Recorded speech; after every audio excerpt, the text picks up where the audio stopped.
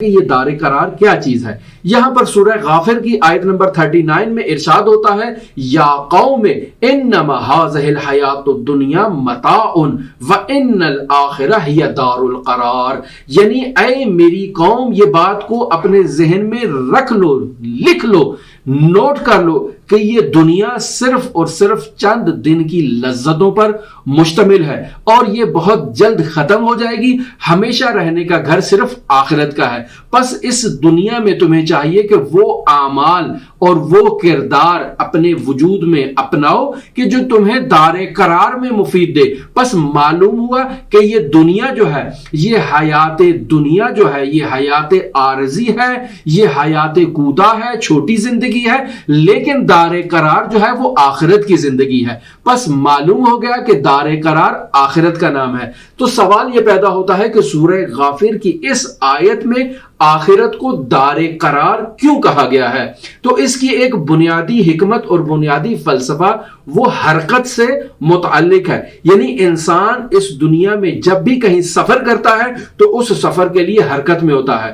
مثلا اگر آپ نے لاہور سے اسلام آباد جانا ہے تو آپ کا مقصد چونکہ اسلام آباد ہے، لہٰذا آپ لاہور سے سفر کا آغاز کریں گے اور اسلام آباد جا کر پہنچ جائیں گے۔ جب آپ اسلام آباد پہنچ گئے تو اب آپ اپنی منزل پر پہنچ گئے۔ اب یہ اسلام آباد آپ کے لیے دار قرار بن جائے گا، یعنی یہ وہ جگہ ہے جہاں پر آپ پہنچنا چاہتے تھے۔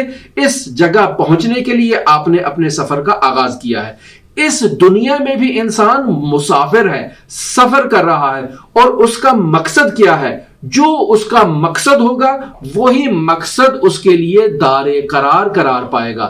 اگر انسان کا مقصد جنت ہے، حور العین سے گلے ملنا ہے، حور العین سے شراب طہور حاصل کرنا ہے، تو انسان کے لیے دار قرار وہی جگہ ہوگی، یعنی انسان جنت میں جائے گا اور وہ تمام نعمات الہی جن کا خداوند متعال نے وعدہ کیا ہے اپنے عبد سے، ان تمام نعمات سے لطف اندوز ہونا ہی اس کے لیے دار قرار بنے گا۔ لیکن اگر انسان نے اس دنیا میں اپنے لیے دار قرار جو ہے وہ لقاء اللہ کو قرار دے دیا ہے، لقاء محمد و آل محمد کو اس نے دار القرار قرار دے دیا ہے، حسین ابن علی کو اس نے اپنا معشوق قرار دیا ہے اس دنیا میں، لہٰذا آخرت میں بھی وہ حسین ابن علی کو ہی دار قرار دے رہا ہے، تو اس کے لیے جنت ہرگز دار قرار نہیں ہوگا۔ وہ جب تک اپنے مقصد پر اور اپنی منزل تک نہیں پہنچتا اس کی حرکت کا سفر جاری رہے گا اور وہ دار قرار تک پہنچتا رہے گا۔ لہٰذا یہ ایک نسبی مقولہ ہے۔ پس دار قرار انسان کی حرکت پر موقوف ہے۔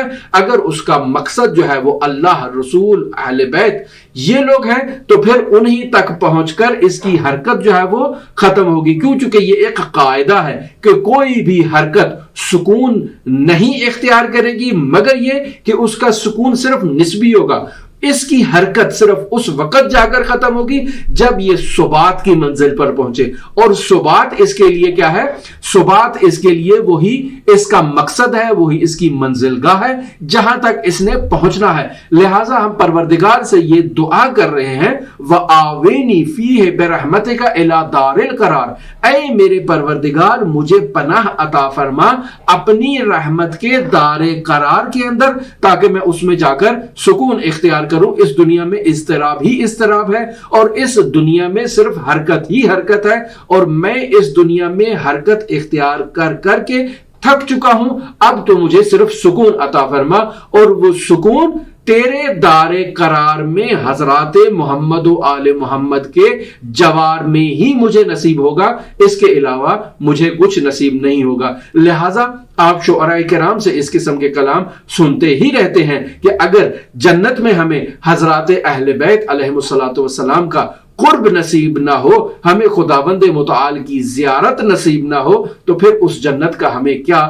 لینا؟ یعنی وہ معروف شعر بھی ہے کہ دیوانے کنی دو جہاں میں بخشی، دیوانے یہ تو دو جہاں چے کنت، یعنی تو اپنا دیوانہ بنا لے خداوند متعال، حضرات اہل بیت اپنا دیوانہ بنا لے اور پھر دونوں جہان آپ کو عطا کر دیں، تو اس کا دیوانہ جو ہے وہ ان دو جہاں کو کیا کرے گا؟ یہ دو جہاں تو اس کے لیے کوئی اہمیت اور ارزش نہیں رکھتے ہیں۔